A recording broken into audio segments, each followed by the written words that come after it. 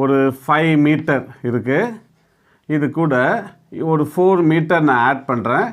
எனக்கு 9 மீட்டர்னு ஒரு வேல்யூ கிடைக்குது. இதை தான் நான் ஒரு ஸ்கேலார் குவான்டிட்டின்னு ரெப்ரசன்ட் பண்ணுவேன். 5 metre 4 metre which is equal to 9 metre. இது ஒரு ஸ்கேலார் குவான்டிட்டி. ஸ்கேலார்னால் என்ன மீனிங் நம்ம படிச்சிருக்கோம்? Only magnitude.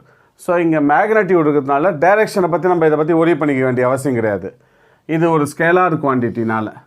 அதே ஒரு 5 மீட்டர் பர் செகண்ட் ஈஸ்ட் டைரெக்ஷன்லேயும் இன்னொரு 4 மீட்டர் பர் செகண்ட் வெஸ்ட் டைரெக்ஷன்லேயும் மூவ் ஆகும்போது எனக்கு கிடைக்கிற ஒரு வேல்யூ சொல்கிறேன் இல்லையா, அதுக்கு பேர் ரிசல்டன்ட்டு நம்ம ரெப்ரசன்ட் பண்ணுவோம். இந்த ரிசல்டன்ட்டு ஒரு வேல்யூ கிடைக்கும். அந்த வேல்யூ பேர் தான் மேக்னட்யூட் நம்ம பார்த்துருக்கோம்.